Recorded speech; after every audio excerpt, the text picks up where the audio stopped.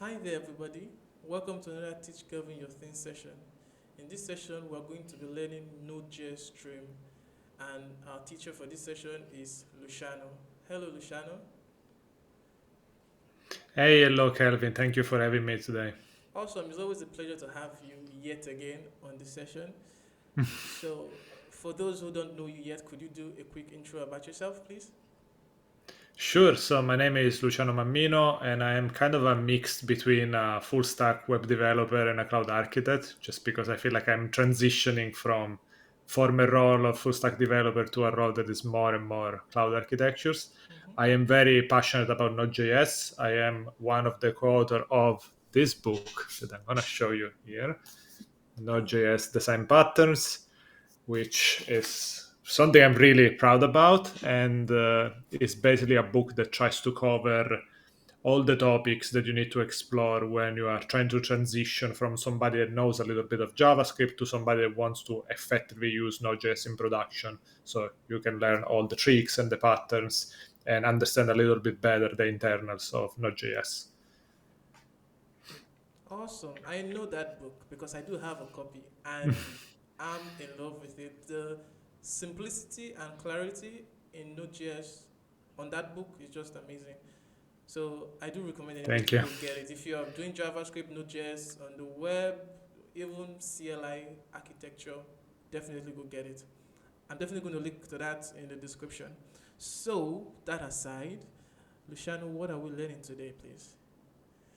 Yeah, so today we're gonna try to explore a little bit about Node.js streams, which is one of my favorite topics, but it's also an interesting topic because it tends to be one of the topics that developers try to avoid, even though it's a very fundamental topic because in Node.js, even in the core library, like there are a lot of features that are entirely built on top of the streams abstraction.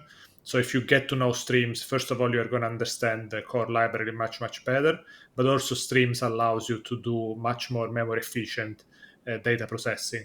And we're going to see a little bit about that. It's a quite big topic, so I don't expect we're going to be able to cover a lot today, but what I would like to you to take away is to learn enough that you kind of remove the fear of streams, and then as soon as you get the basics you can start to use them and get more confidence with them, and at that point I'm sure you'll realize that the power and also the benefits that you get, and probably you can start to use them effectively. Does Awesome. that sound good to you? Yeah, that sounds good. And I think I would like to add and come in clean here. I'm not a big fan of Node.js streams because I do not understand them as much as I should do. So I think, like I was telling you, that the only Hmm. time I ever used stream was when I was writing copy. So for those of you who don't know, copy is a tool I built for you to easily debug your sales application. So it's like so you could have access to your models and your queries and your helpers and that. So that was the only time I ever used streams in production. And Hmm. I knew by then I was always sending you DMs.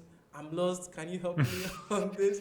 It was confusing. So I'm hoping by the end of this session, I'm definitely going to have like more handle on streams so that I could really use them because I've read articles, I've seen talks where folks say that streams are very core to you using Node.js to its full potential, but I haven't yet. So let's see. So can you just take it away from here? Sure. So the first thing that I want to mention, and this is something we're probably gonna have in the show description, is that I have an open source workshop for learning about Node.js streams like from scratch. Okay. It's something that I used to do in some conferences or in some meetups, but it's something that is built in such a way that you can go through the material on your own, and there are exercises. So definitely feel free to check out that particular GitHub repository and try to do the exercises, because I think with this episode and that workshop, you probably have covered most of the stuff that you need to know about Node.js streams. Definitely. So today we're going to do kind of a very mini version of that. So we're just going to cover some of the topics just to give you a high level overview. Awesome. Are you ready to share your screen now? Yes. Yeah, let's do it. Okay. Switching to screens. All right. So I do have my code editor here, but I want to start from here just to show you a very practical use case that compares a more traditional approach with a stream-based approach, where basically I implemented a very simple CLI tool that just takes a file, a source file, and a destination file, and it basically copies the entire content of the source file into the destination file. So it's nothing else than a very bad clone of the CP command in Linux, right? So I implemented this thing in two different ways. The first way is basically I use read file, I load everything into a buffer, and then I use the write file function and I write everything into the destination file.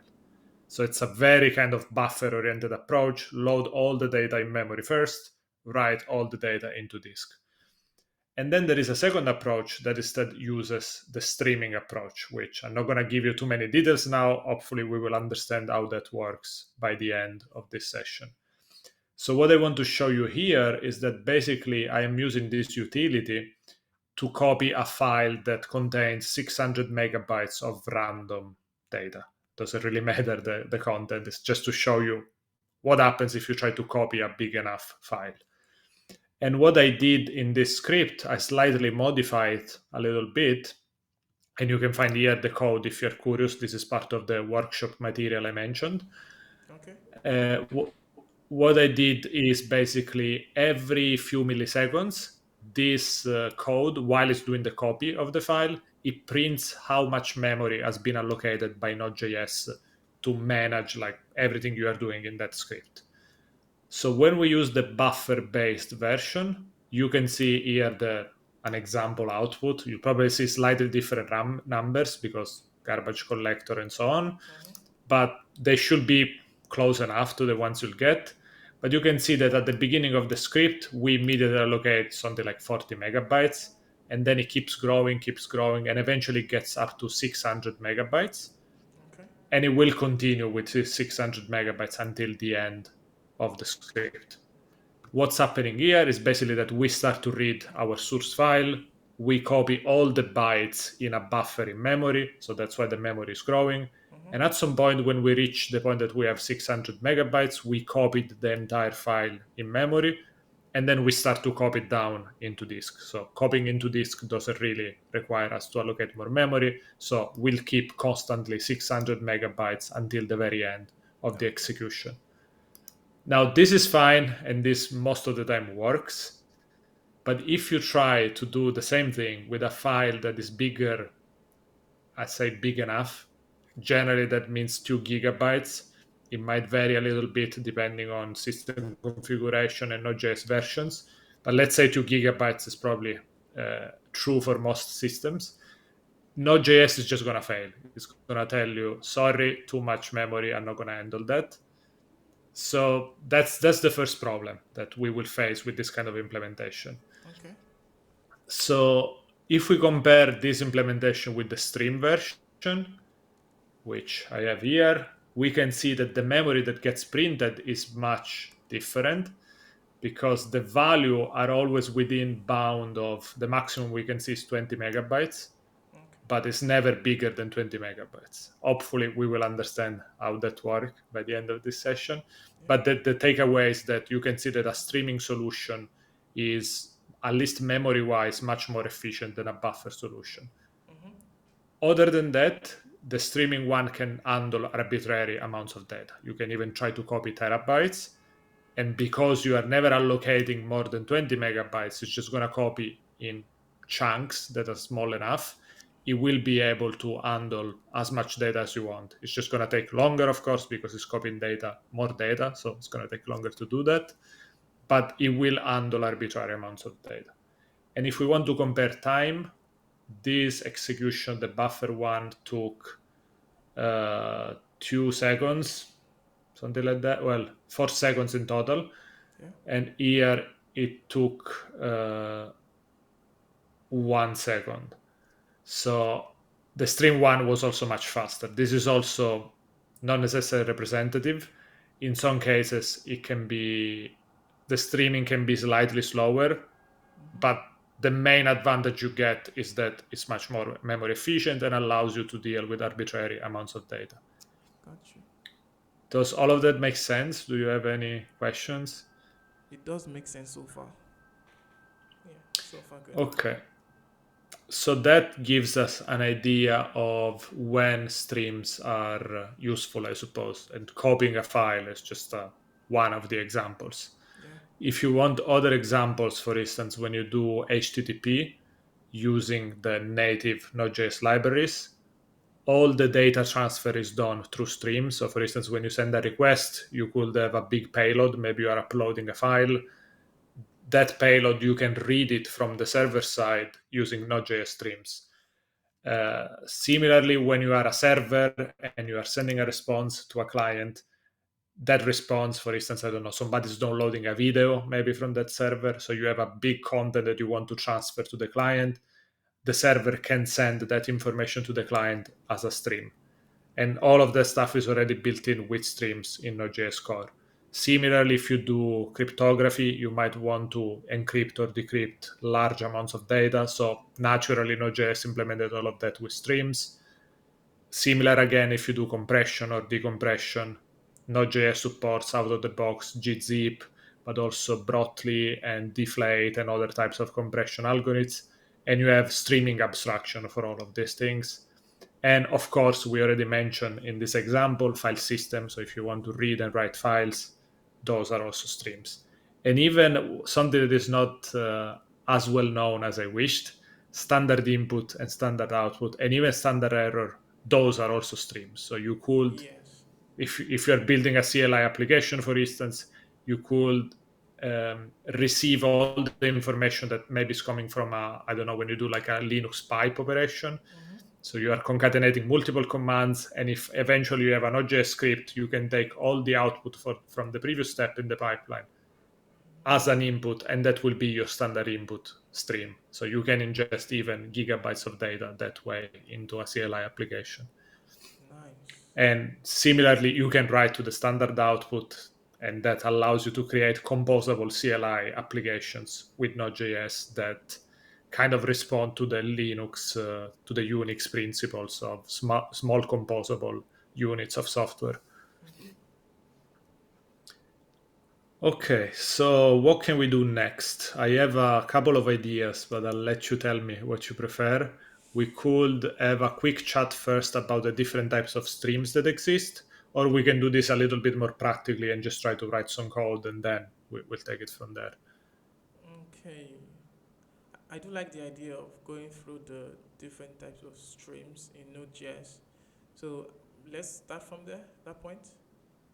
Okay, then let me try to see if I can sketch something. All right. Sketch, sketch, Let's try. sketch. Let's try this magic, which might have different degrees of success. Okay, you Yes. should see here my iPad.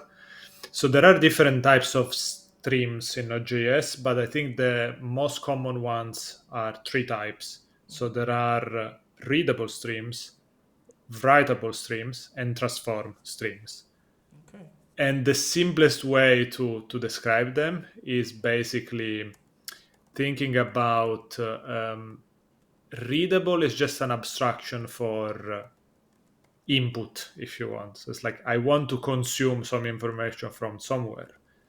Writable streams are a sort of an abstraction for output. So I want to put data somewhere else. And then transform streams for me are like an abstraction for business logic. Like, okay, when you read data and before writing data, you probably want to do some processing. And transform streams allows you to, as you read the data, apply some transformation to the data, and then you can use the transformed data and write it down somewhere.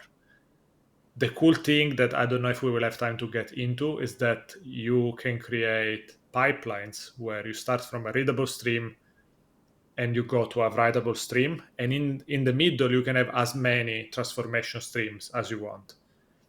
A simple example could be I want to read a file. This file maybe is compressed, so I want to decompress it. let's say that this file eventually is like CSV data. So maybe you want to calculate some statistics on this CSV data, or you want to filter maybe some record and only keep specific records that match a certain, I don't know, expression that you have. And then you want to save the result, so the resulting records from this CSV, as another file in the file system, but you want to compress it again.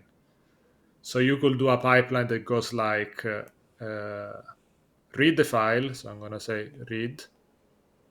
The next step is decompress.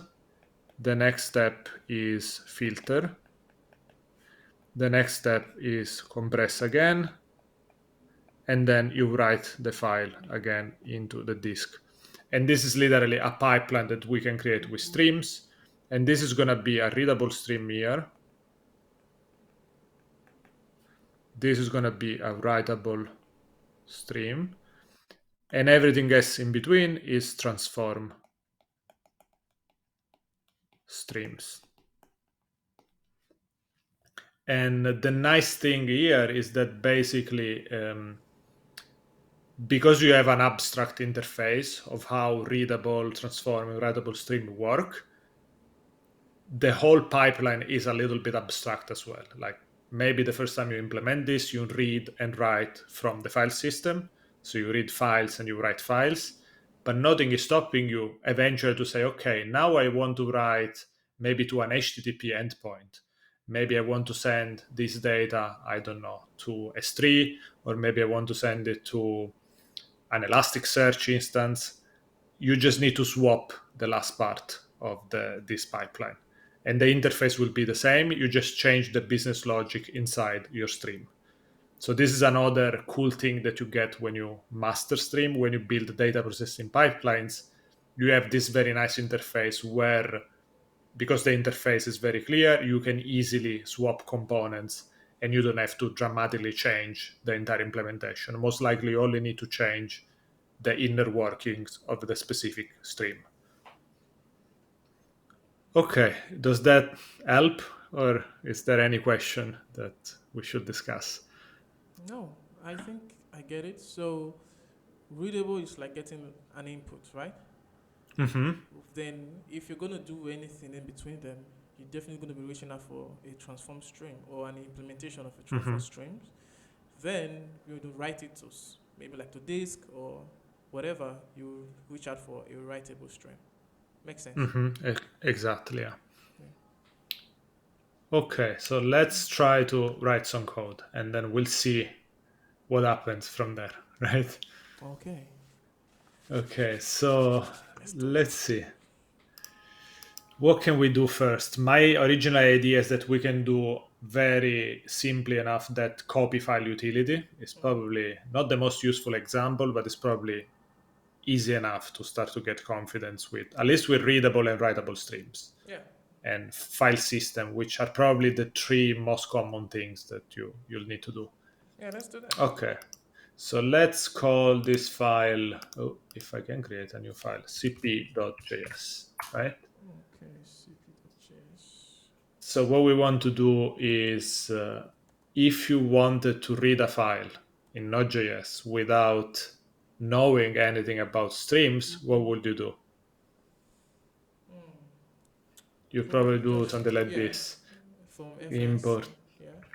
read file from fs, right? Yes. And So, then you header. will do, I don't know, read file of some file. In this case, let's say we want to read package.json, just for lack of Yeah. any better idea, and we have it here, package.json. Yep. And then you have a callback, error, and data. And then we can do something like console. Well, we should handle errors. Let's be Yeah. developers. Be Let me fair, do what we do is console.error and process.exit1. okay. And then here we do console log data. Now let's see if my memory serves me well and what happens. What we can do, we just say node cp.js, and it did fail miserably. Let's see why. Yes, see that. Oh, yes, of Oh, course. yeah, Because I did not initialize this repository as type yeah, ESM. module. Yeah, gotcha. A good one. It's good also to review ESM this way. Okay, now hopefully we get a better result. Yeah. And interesting enough, we are getting a buffer, so we don't really see, well, if you can read hexadecimal. I know people that can do it, I cannot do it. Wow. You probably start to see that this is a JSON, but I cannot do it. Yep. One thing we could do with read file, I think we can say here UTF-8, and that should give us a text stream. So that should give us a different result. Yeah, this is literally showing us the text. Yeah. Now, I actually prefer to work with binary streams as much as possible Okay. and only keep the text thing maybe at the very end before writing it or before displaying the data in the standard output, Yeah. because buffers are a better abstraction to work with. They are a little bit more generic, in my opinion. So this is also a good way to see that when you work with streams, you need to be a little bit comfortable with the concept of what a buffer is, allows you to manage arbitrary binary data, but then that binary data can be anything, can be text, can be an image, can be a video, can be whatever you want. So that's why it's a good abstraction, because it gives you just access to data in a way that is not dependent on the format of the file you're trying to process. Gotcha. In that workshop, there is an entire section dedicated to like a buffer primer, like all the methods you need to know. So we're not going to do that now, but just be aware that buffer is something you need to get yourself comfortable with. And it's also not that difficult, so don't worry too much. Okay, now this is not really doing what we want. This is not really copying the file, it's just loading it and printing it. Yeah. But also, because we are using read file, this is allocating an entire buffer. So if, for instance, if we do here dot length, what happens is that we are going to see how big in bytes is this packet JSON. So let's see, here it's saying slightly more than 407, so this is probably around, I don't know, 420 bytes, something like that. Yeah, 457 bytes. Okay. Now, this is a very small file, so it doesn't really matter that we are reading it entirely with read file. But if this file was, I don't know, a video, and it would be few gigabytes, chances are that the whole buffer wouldn't be enough. It would be, let's say, if it was more than 2 gigabytes, here you will just get an error. So we want to use stream because we want to be able ultimately to copy files of arbitrary size. And also, why not? Let's try to be efficient with memory, right? We don't want to Yes. arbitrarily load megabytes or gigabytes of memory for no reason. Mm-hmm. So how do we start switching from this approach that is buffer based to an approach that is more stream based? And it's actually very simple, because what happens with streams is that they are just objects. So we just need to import the factory functions for these objects, and they are already built into the library, the core library. So for instance, if we want to read a file, which is what we are doing here, the equivalent stream of that is called create read stream. And it lives in the same fs package. So the change is literally very small. Gotcha. Now, actually, one thing I want to show you here, let's do it a little bit more interactively. Let's open the Node console. So if we do, I think here I cannot use ESM, so let's do const fs equal require fs. And then if we do let s for stream, or rs for readable stream, we can do fs create read stream, and we say package.json. What I want to show you is that rs is just an object.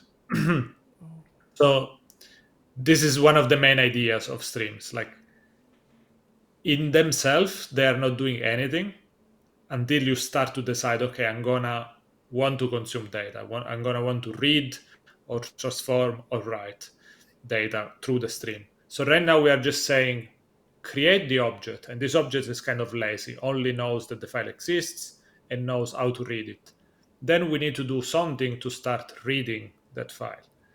And one of the most common ways is you can do on data. So we are using this event interface of streams. And basically, at this point, we can specify a callback function. And what that means is every time that the stream is able to do progress, to read a little bit more data from the source, call this callback function, and that callback function can do something with this data. So I don't know if you're getting the main different from buffer. Buffer is like read everything, only at the end we can do something with it when you have consumed all the data. Here is a lot more incremental. It's like every time you can do a little bit of progress, give me an opportunity to use that data. So you can build much more real-time applications as well. And so if we want to write the function, what this function does, it receives a chunk. So it's not guaranteed to receive all the data. It's probably going to be a portion of the data. And for now, let's just console log the chunk. Okay. And am I using the right parentheses? I think so. So now if I do enter, there is a little bit of magic that I want to explain first. Otherwise, it's going to look a little bit weird. I said that the stream is not going to do anything until we decide we want to consume the data. Mm-hmm. Here, we are not explicitly consuming the data. Here, we are just saying, I'm going to declare an event listener, and this event listener listens for the on data event. So you might expect in a bit of naive way that this thing doesn't do anything. It's just creating an event emitter and nothing is going to happen after that. In reality, with readable stream, this event is a little bit special because when we use on data, we are converting this readable stream in what is called flowing mode, which is something that it's explained a little bit better in the workshop. So I recommend people, if you are still confused after this talk, to go and check it out. But the idea is like if you have a sink, right? And you open your tap. Actually, you have a sink and you have your tap. Your tap is closed, it's not doing anything. When you create on data, an on data listener, is like you are opening the tap and the water starts to flow. And then every time you have enough water, you can call that callback. So this is more or less, give me the poetic freedom of this analogy, but this is more or less the idea of when you do an on data, it's like you are telling the stream abstraction, I am ready to start the data flow. So as soon as you see this listener, go and just call my callback when you have some more data. So what do you think is going to happen here? I think we're gonna get like a chunk, like you say, of Mm-hmm. data. I'll put it to the console, but not the entire package. The JSON.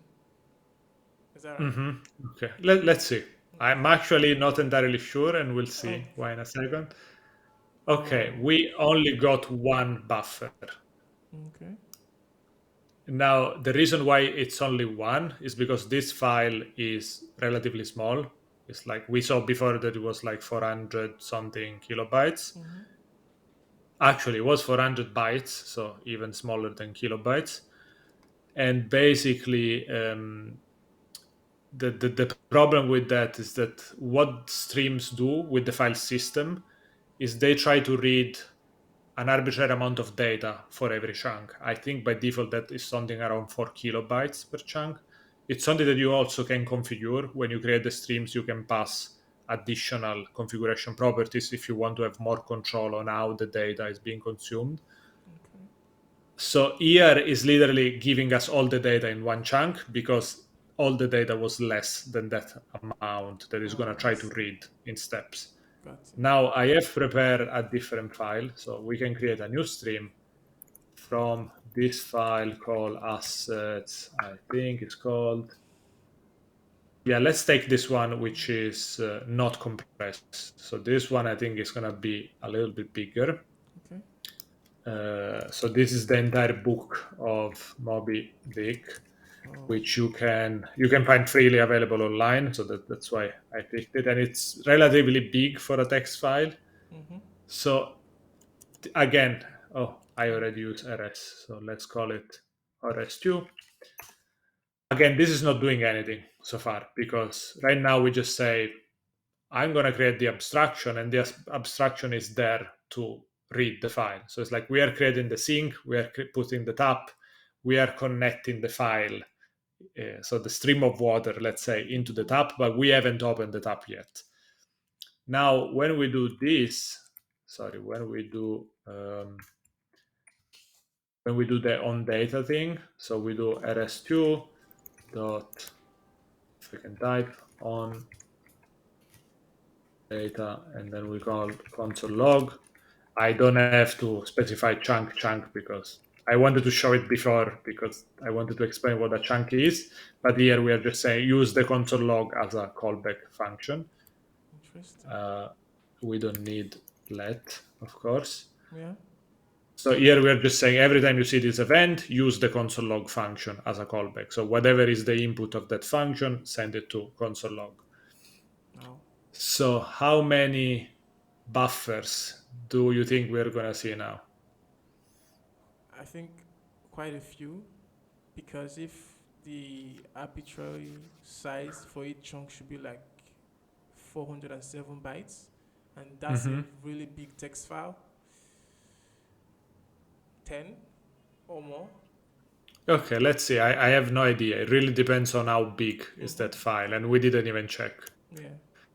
Okay. So let's see, and we can see that there are a lot more. Now, Yeah. I don't know if we want to count them, but there No, are we do not definitely want to more than count one. them. Yeah. Yeah. Nice. So what's happening here? Let's assume that this was, I don't know. Actually, another thing that we can do that may be a little bit interesting. What we can do, I need to reinitialize the stream, because at this point the stream is exhausted, so it's completed. So we can do the same thing. Let's say rs3, and now we do rs3. This time I want to use the whole syntax, because I want to do something a little bit more bespoke. What I want to do is chunk dot toString.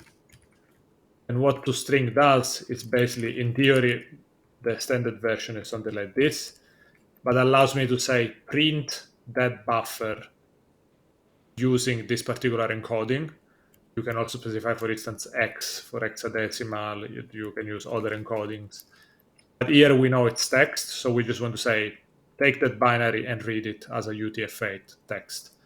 So for every chunk, rather than seeing here the same buffer and a bunch of hexadecimal stuff, for every line, we will see all the text that was fetched for a chunk.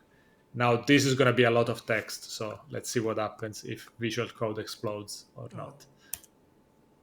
Actually, it was quite fast. Yeah. So you can see that this is literally all the text from the file. But the cool thing is that we had this text coming in incrementally. Like, it wasn't like a full big blob of text. So for instance, if we wanted to do any kind of analysis, the first stupid thing I could think of is counting the number of words coming in. You could write that callback function to just split the words by space maybe, or other separators, and increment a counter for every word. And that will be an extremely efficient implementation of a word counter, because you are never allocating more than something like around 4 kilobytes, right? And you are processing text that can be as big as you want, from few kilobytes to even terabytes of data. So this is just another use case that you can think about when thinking about streams. Cool. Any questions so far? No, but I'm interested in the word counter implementation you just spoke about. Yeah, I actually have that implemented in the workshop. I don't know if I want to go through it right now, just because there is a little caveat, but let me tell you about the caveat anyway, because it's something that it's a little bit of a gotcha with streams, and it's initially not obvious, then it becomes obvious and you learn to work with it. But the idea is, let's see if we can find an example here. If there is at the beginning of the line, yeah, it might be tricky because for every chunk there will be a lot of text. Okay. But basically what can happen, I don't know if we can simulate that with, let me check really quickly the documentation of Node.js readable streams. Let's do that. Let's do Node.js readable stream file system.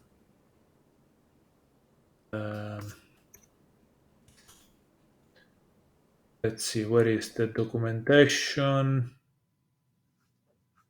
Yeah, that's another thing. Okay, let's go Node.js docs fs module. That's probably easier. There you go.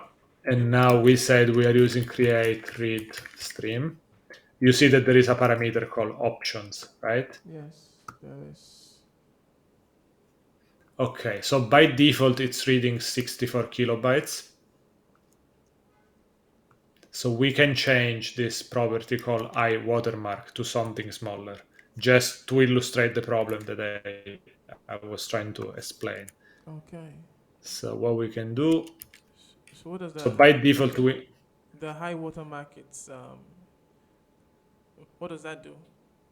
so Is that for the that buffer size? basically, yes, it's a little bit more generic than that, but in practice allows us to specify how much data is going to be consumed Okay. from the stream, and then it's going to keep that amount of memory. If you are not consuming that memory, so if you're not reading that memory from the stream is going to stop. It's going to stop reading from the source. So Okay. it's called high watermark because it's effectively like a threshold that makes sure that if your pipeline is low at a certain point, that you are not gonna end up accumulating too much memory. Okay. So it's like as soon as you put the stream in flowing mode, the stream is just gonna read as fast as it can, but it's not guaranteed that on the other end you are able to process the data as fast. Okay. So basically, what the high watermark is doing is just checking. It's like a boundary check, saying, okay, I'm going to go as fast as possible, but if I reach the high watermark, I'm just going to stop and wait for the rest of the pipeline to consume this data. And when I have again space available in this buffer, I'm going to keep reading again. Nice. So this is actually another nice thing about the streams implementation in Node.js, that when you create pipelines, you have ways to using this high watermark and other utilities like pipe or pipeline to automatically let the pipeline balance itself in terms of speed. So if you have any slow stream in your pipeline, that stream is not going to cause memory leaks, or more than leaks, is going to cause like memory exhaustion because all the stream will keep reading as fast as they can, but everything will balance itself. So let's say here that just for the fun of it, that we say 60, right? So that should mean that we are saying, I'm not gonna, it's like we have a buffer internal in the stream. This buffer is gonna be 60. So I'm gonna allocate as much 60 bytes. That means that when we emit chunks, they're probably gonna be 60 bytes or less. And then when we do this thing, we should see that we have like rows, and these rows will be like something around 60 characters each. Let's see if that's the case. Yeah, you see that now every row is much smaller. Yeah. Before you had like a proper big block of text, and because we're using console log, between every chunk and the other, we go on a new line. Yes. And the cool thing that I wanted to show you, well, it's not a cool thing, it's a little bit of a pain sometimes, but it could Okay. be interesting, is that here Miss Ing was the same word, but ended up being truncated, like splitted in two parts, because it suddenly was in between the end and the beginning of a chunk. Yeah. So the first part of this word, miss, ended up in one chunk, and the next part ended up in another chunk. Nice. To illustrate this a little bit better, let's do another example. Let's say 5, and with 5, because here is not necessarily clear where a chunk stops, because there is new lines also in the text. So what we can do is to say plus /n and dash dash, maybe. So when we see dash dash, we know that's the end of a chunk. And now we have miss ing. Then there was a new line naturally in that chunk, and then there is the rest of that chunk. Now, if we were implementing that counting words with this particular chunking that we have here, one naive implementation could be, okay, I'm just going to take the entire string I'm getting in the current chunk, like this one. I'm just going to split based on spaces, right? This could be one approach. And then you say, how many items do I have there? And you say 1, 2, 3, 4, 5, 6, 7, 8, 9, 10. And you add 10 to the current global counter. Then you go to the next one here, and you say, okay, let me split again. And you have 1, 2, 3, 4, 5, 6. And let's say that this was all the text. You ended up with 16 word count. But in reality, here we are counting this word twice. So the real count would have been 15, but Yes. we are wrong in our implementation and we say 16. No.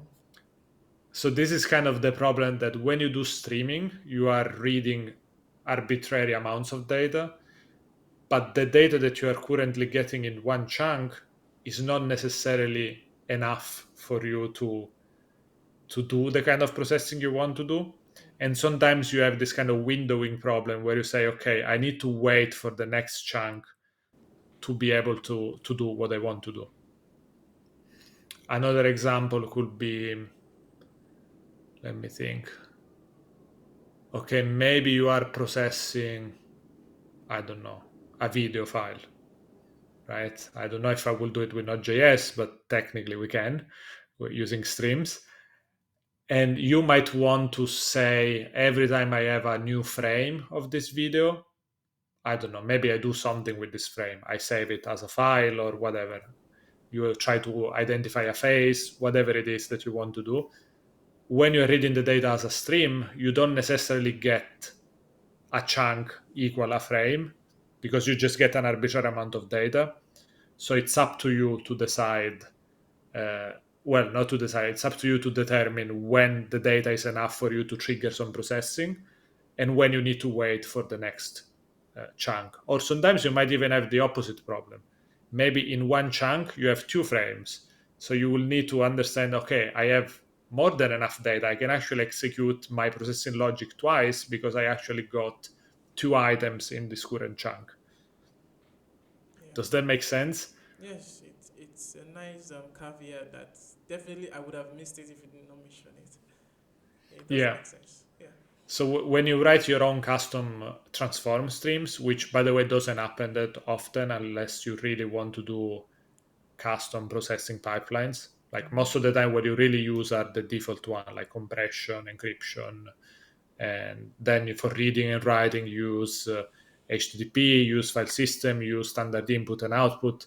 Like most of the time you can go a long way with just using the core streams, or maybe some library streams. Like if you use AWS, S3 uses streams extensively, so you could read and write from and into S3 buckets, well, objects in S3 buckets, Okay. by using streams as well. So that way you can also read and write arbitrary amounts of data from effectively an abstraction that is not native in Node.js, but is just created by AWS in their own SDK. Nice.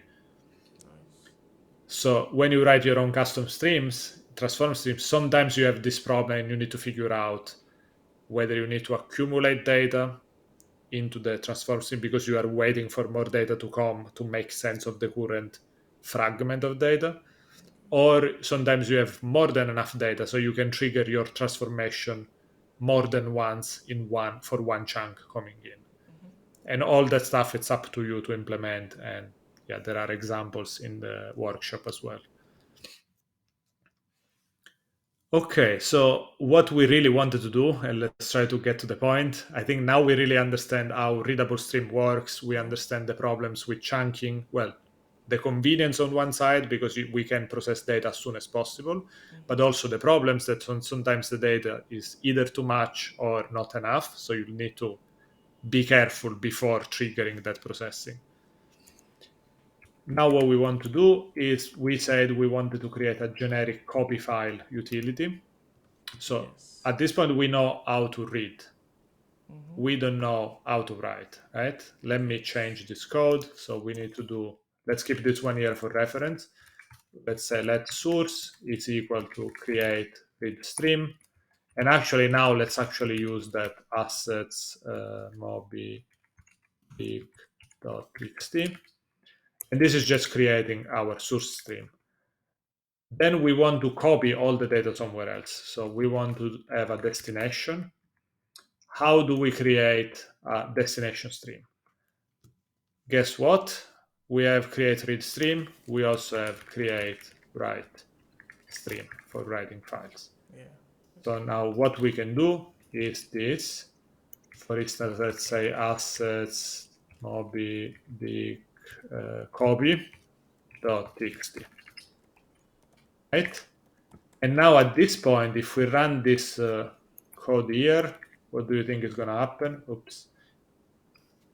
If we run node cp.js, any guess?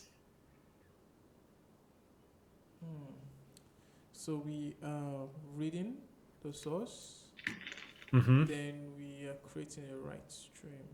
But those are okay. Oh, I no. know it's a trick question. Sorry. I'm trying to Yes. see.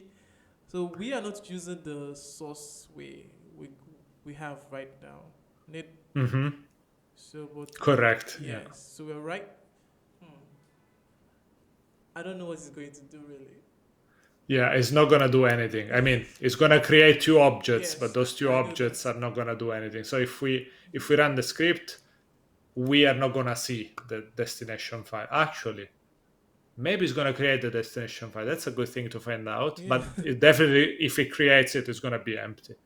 So let's see if it creates. It does, but let's see also if it's assets.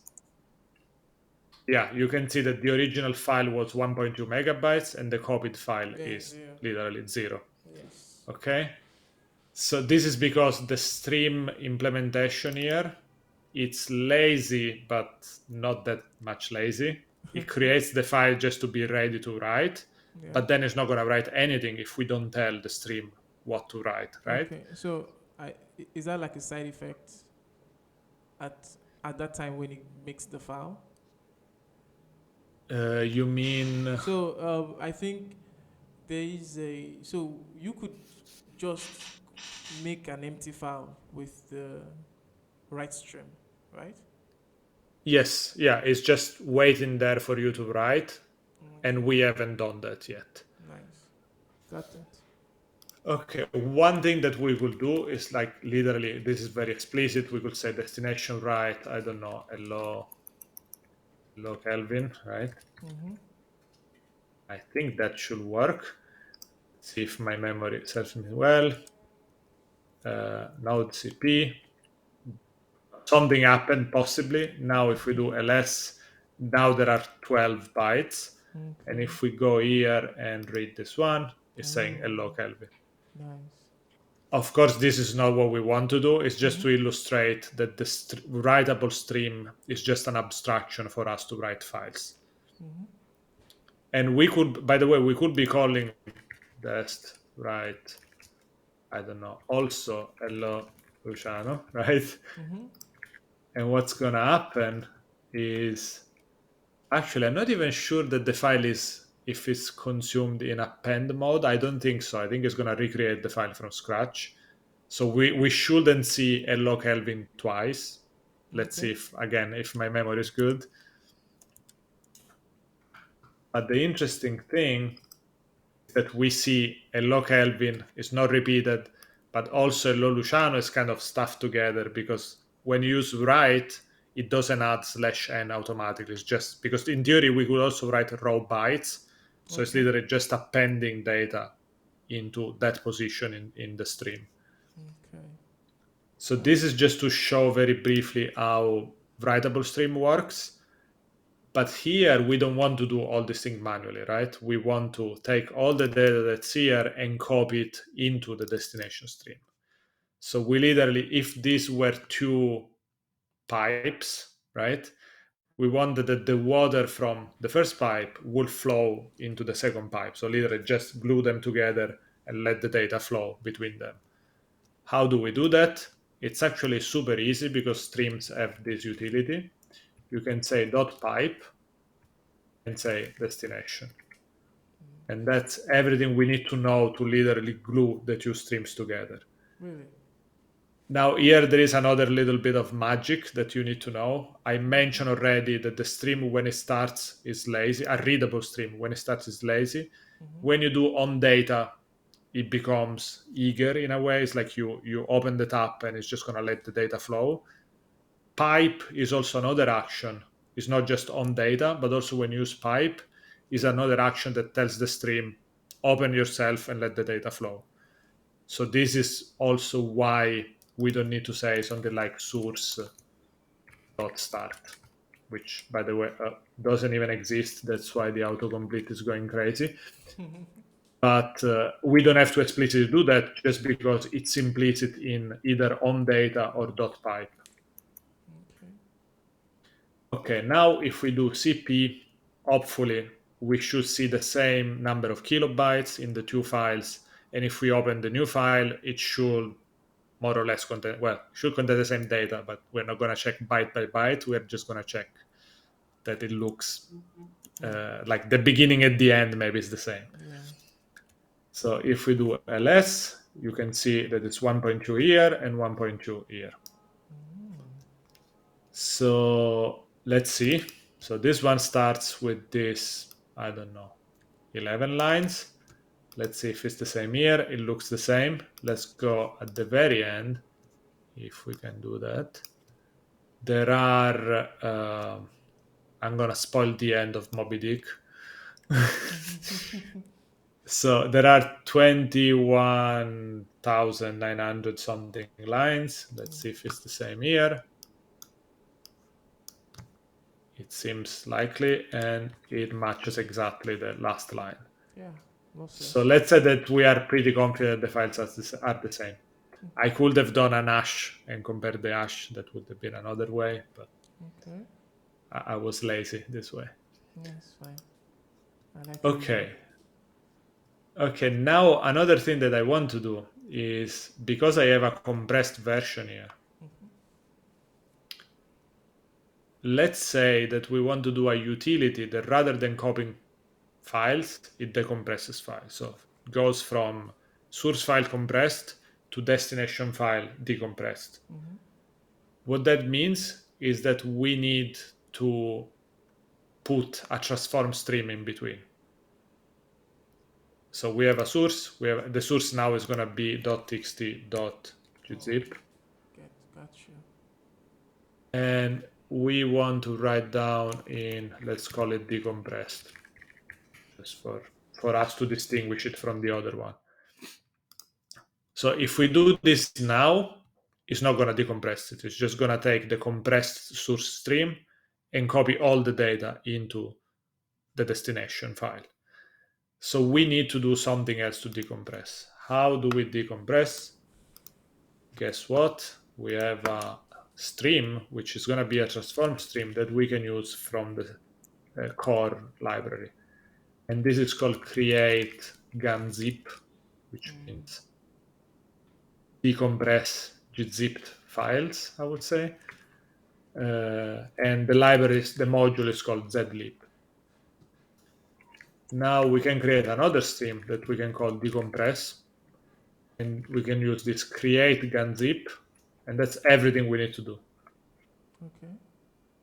And why is this everything we need to do? Because you might wonder, where do you take the input, where the output goes? Yes, wondering that now. Exactly. And the trick is that what we can do is we can add multiple pipe steps Oh. and do decompress. Oh. And basically what we are saying here is take all the data from the source, so from our compressed file. Send all this data into the decompression stream. So that's why we don't need to specify anything here, because this stream, the only thing that needs to know is that there will be data coming in, and this data will be compressed with gzip. Okay. And what it needs to do is just take all that data, use the decompression algorithm, which is standard in gzip, and all the resulting bytes is gonna throw them out on the other direction. And what's the other direction going to be? This destination. Yeah. And destination is a file, so it's gonna write those bytes into the final file. Are we confident that this is gonna work? Maybe. I think so. Yeah, let's see. Yeah.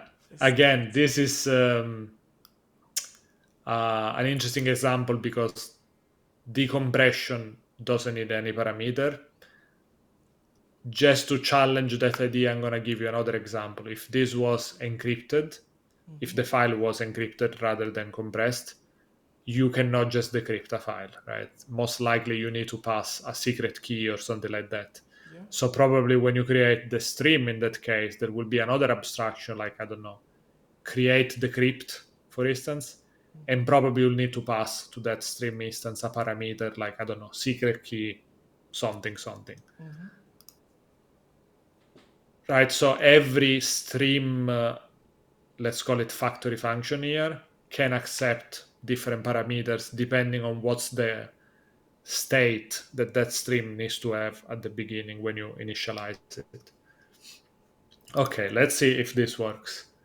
Well, we're still calling it CP, which I feel is not really the right naming. Maybe we should call it decompress, but doesn't matter. Naming things. It's alright. Okay, let's see. It didn't fail, so that's good. And we have a new file here. Let's see if that file, well, first of all, needs to have the same size of mobydick txt and mobydick copy, because it should be the same content, right? Yeah. And then we should be able to read it and see that it's more or less the same. It looks okay. This is the file, and it's 1.2. And originally was 502 kilobytes, and it should contain the same text as these ones, because this one is something I decompressed manually, and this one is the one we copied from this file. Now what we did, we just decompressed this one again, so we expect to have the same content in the end. Is that true? Let's see. It looks reasonably the same. Let's go to the end. And it looks like it's doing what it's supposed to do. Nice.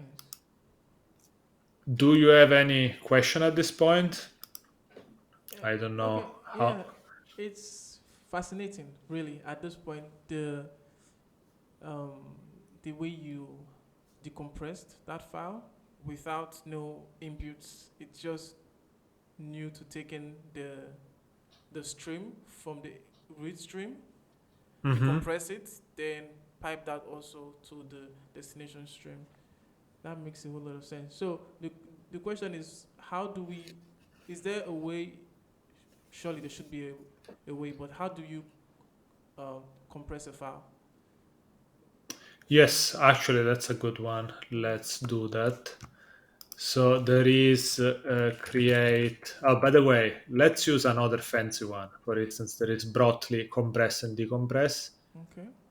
You can immediately see here that Node.js supports a bunch of different protocols for compression, a bunch of different formats, I guess I would call them. So let's say that we want to, let's do a new file. So we keep this one. let's call the new file, I don't know, broccoli.js. By the way, I don't know if you ever heard of this format. It's something that I think Google created because apparently compresses very well images, I believe. Okay. And it can be used by modern browsers, can receive images compressed from servers, and they will decompress them on the fly, so you save bandwidth. Oh. So it's, as far as I'm aware, this is the main use case, but of course it's a generic compression format, so you could use it for anything, right? So we will even compress. You know what we can do could be a nice experiment. Okay. We could take this file, the source file, Mm-hmm. mobydick.txt, compress it, but compress it both with gzip and with brotli, and try to see for this text file which one is more efficient in compressing. And that can be a nice exercise for us to see Yeah. how you can use even different pipelines in the same file. Like, because of course you don't need to have one single pipeline per script. You could do multiple different stream pipelines in the same program, right? Yeah. So let's try to do that. I didn't have this one prepared, but I think we can improvise. Yeah. We're living dangerously So here, folks. exactly. So create read stream and create write stream. And from fs, and then we want to import what is it called? Brotli. Let's see. Brotli create. Brotli compress from zlib. Thank you. And create. Why doesn't autocomplete anymore? Create gzip. I think it's called. Yeah. The compression one. Yes. Yeah. Okay, it's not complaining, so that must be right. Yeah, it knows it.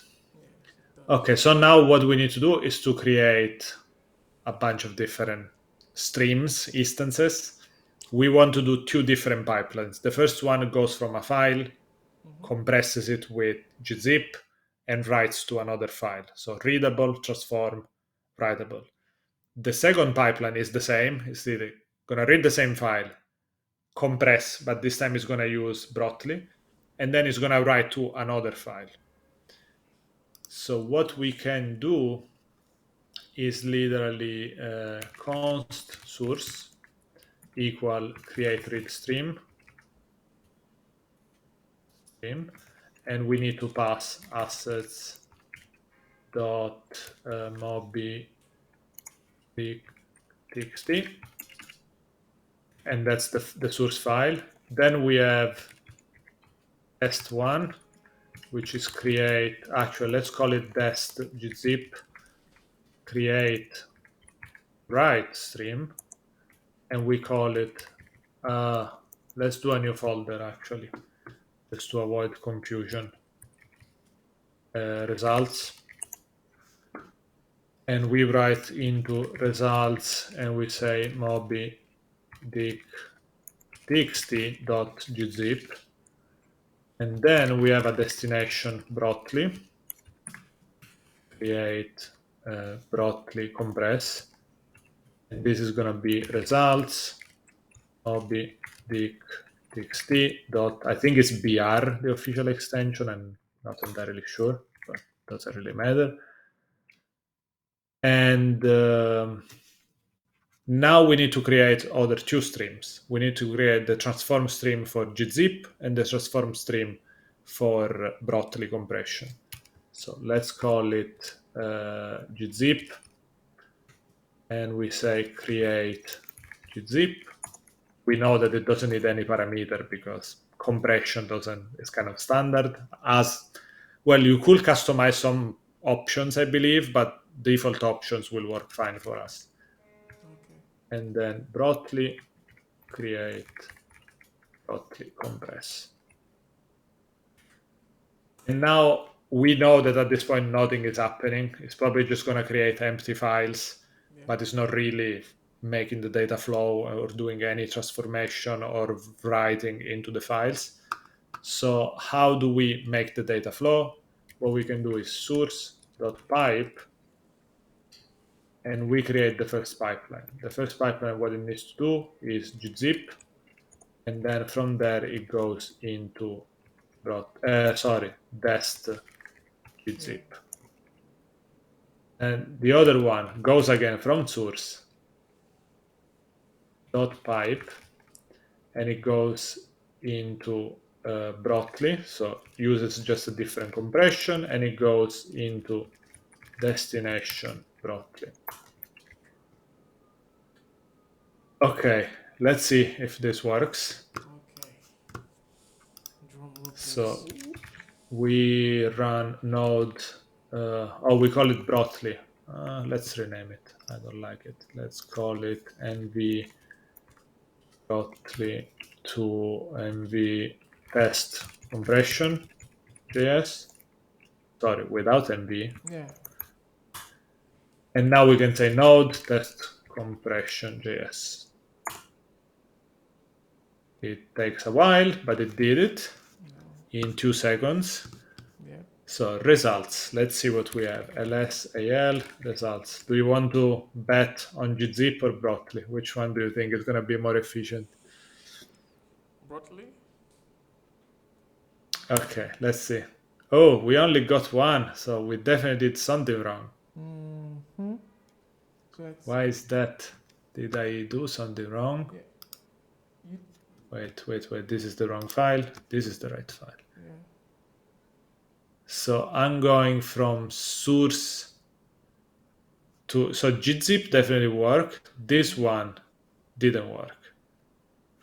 Now, why is that?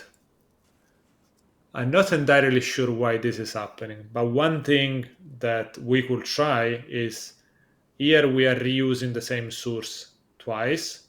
Yeah. So we might have problems in a way because this will start consuming the stream while this one still needs to start. So this source stream might be in an inconsistent state because it's being used by 2 different things. Yes. Now there are ways to fork a stream so that it goes in 2 different places, but it's not always recommended because what happens there is that if one of the 2 consumers is very slow, then you are basically slowing every other pipeline as well. So what we can do is we can do source 1 and source 2, for instance, and see if that makes any difference. Then we use source 1 and source 2.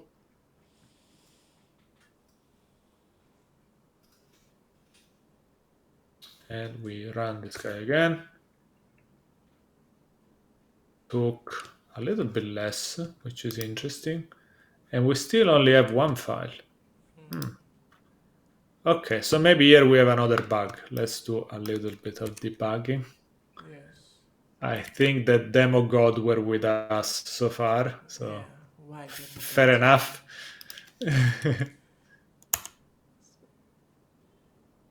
Right.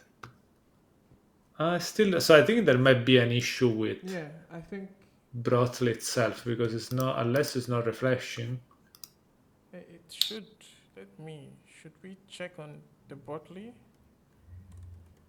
Yeah, let's check that the documentation that this create Brotli compressed does what we think it should do. Yeah. So if we go to zlib here, let's see if we have an example, create Brotli compress, and there is no example.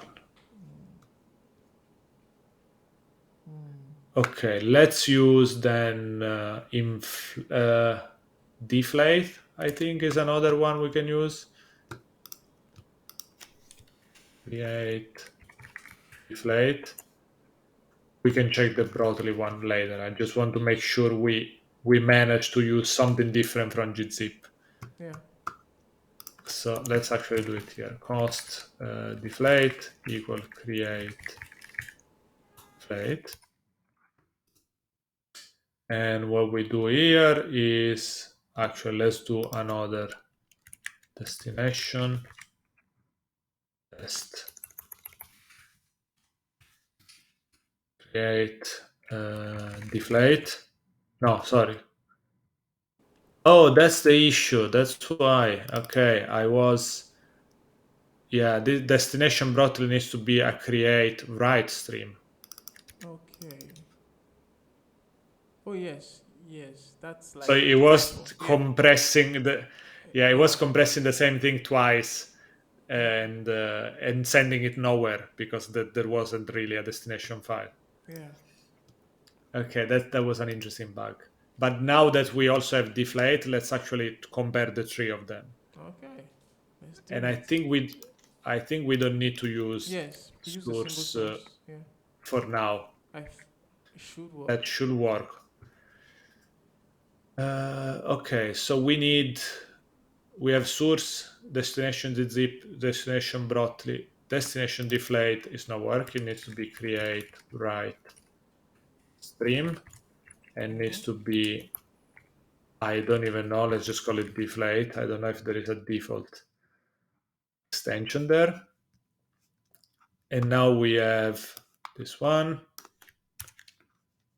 that is just source, this one that is just source, and we can do another one, source pipe deflate dot pipe destination deflate.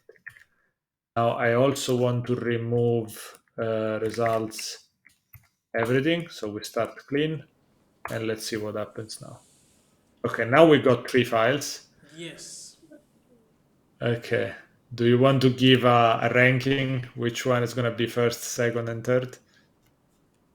I well, I don't. I don't think I have much knowledge on the three composition formats, but probably gonna be gzip, then Mm-hmm. broccoli, then deflate.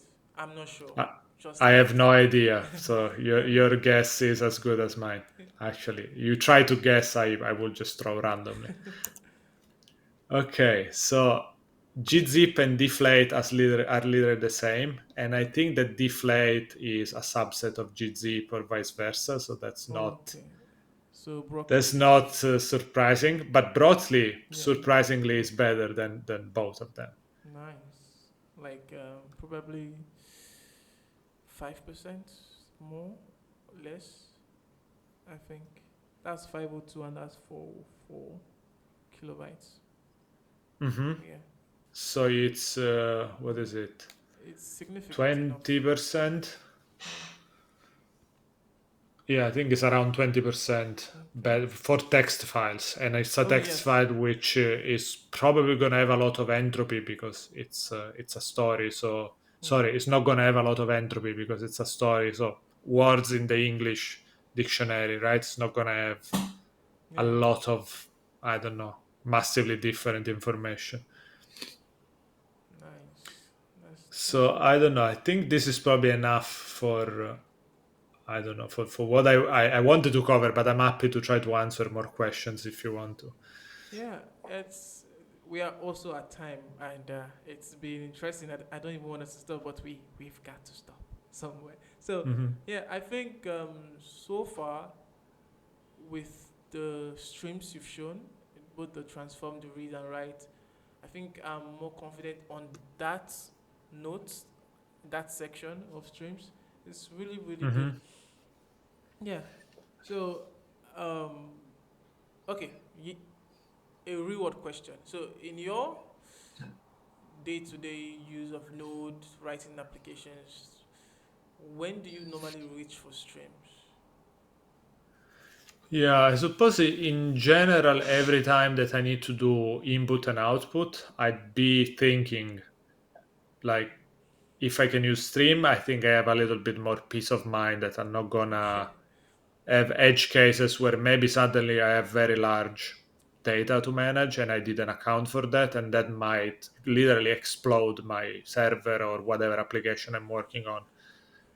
And the other thing is composability. So if I need to do pipelines like the one we are doing here, probably in real life they will be a little bit more complex. Okay. But streams are a good abstraction because, as you saw, we can easily compose different things together. Here we could have done, actually, this could be an interesting exercise for people watching. Okay. You could do a kind of a reverse version of this one. You can do a command line script that allows you to decompress one of these three files, and based on which extension do you see that the file has, you Mm-hmm. need to use a different transform stream, Nice. right? So you can write a small CLI application in Node where you receive as a argument in the CLI application the name of the file. You check the extension. If it's BR, you use broadly decompress. If it's deflate or gzip, you use respectively inflate, I think it's called, or gunzip Mm-hmm. streams. Yeah. And what you're gonna do is literally you're gonna have something like this, but the thing in the middle, it's something you can dynamically inject. So you can have an if statement that says, well, not necessarily an if statement, but you will have some conditional logic that says, based on the extension, I'm going to use here, I'm going to swap the step in the middle with something that is more appropriate for the file format. Oh.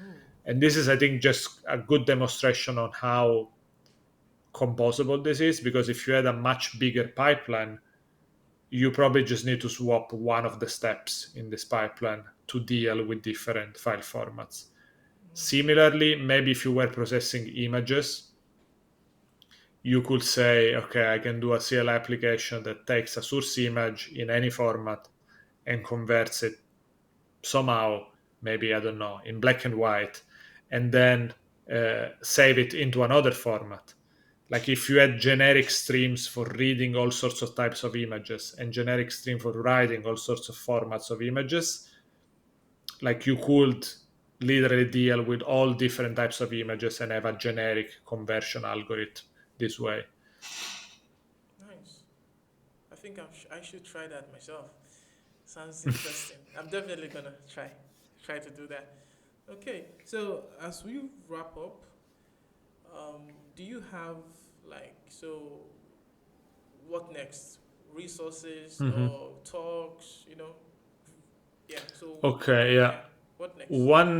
One big thing that we didn't cover, and I recommend, it's a big gap, but we cannot cover everything in slightly more than 1 hour, Yeah. is how to deal with errors. And in reality, another issue, so to speak, with .pipe is that it doesn't really handle errors too well. There is a better way that is called pipeline, and you'll find more information on why that's better to handle errors in the, if you look at the workshop material or also in the Node.js design patterns book, there are examples explaining all of that. But the point is that if you need to handle errors correctly, .pipe is a little bit too complicated. Like we will need to say on error, on error, on error in every single step of the pipeline, and then have callbacks that knows how to clean up based on the particular error. Okay. There is this pipeline function that does all of that for you, and it gives you a much nicer interface. So keep in mind that everything we saw today is not great from a perspective of handling errors, and that there are better ways. So my next suggested step would be go and make sure that before you put code in production, okay, you are understanding stream much better, but make sure you also understand the possible errors and how to handle errors correctly. Other than that, we mentioned already the workshop, we mentioned the book. Yeah. If you search online, I think there is something on GitHub called the Nodejstream's Handbook. I'll try to get the link, maybe you'll add to the show notes, Sure. which is from Matthias Bus, if I'm not wrong. He's one of the most prolific contributors to the npm ecosystem. And that one is also another good resource that gives you an overview of streams. So that's maybe another piece of material you can use. And then in the workshop, in the last section, I have a bunch of exercises that you can do. So maybe that's another thing that you can use to test your understanding. Like if you can do some of the exercises, chances are you are now in a much better position to understand streams. Awesome. I am definitely gonna be doing those two. So the compression CLI tool and the workshop exercises. I'm gonna take them. myself. So if anybody watching want to maybe reach out to you, ask you a question, where can they get you at? So you can find me on Twitter. I am quite active there, and I'm sure you're going to share that link as well in the Yes. description. But I'm generally quite active everywhere on the web. Like you can find me on LinkedIn, Okay. GitHub. So chances are I mean, if you search for my name, you'll find whatever is the most convenient way to contact me. I'll Okay. try to reply. Probably Twitter is the one where I reply the most easily. So that's probably the recommended way. Okay. Awesome. So thank you very, very much. I think my understanding of streams have really changed. They are not really that scary no more for me. So really thank you for coming on the session. Yeah, thank you. Yeah, no, thank you for having me, and I'm glad that you're finding this useful. Hopefully, other people will find it useful as well, and I'm really curious to see what kind of question will they have after this video, and maybe there is, I don't know, something that we can do better Mm-hmm. to make streams more approachable to everyone. Yes. Awesome. Thank Oh, you. one final thing I want to mention, and sorry if I drag this longer, is Yeah, sure. that Go ahead. very recently, like the latest version of Node.js, Mm-hmm. Node 18, Mm-hmm. started to support, it's still experimental, but what are called web streams. So Okay. streams used to be a concept that was available only in Node.js, not in the browser. So something to Oh, be aware. You web could streams. you could still use streams in the browser by providing them as a library. Okay. I've done that in the past.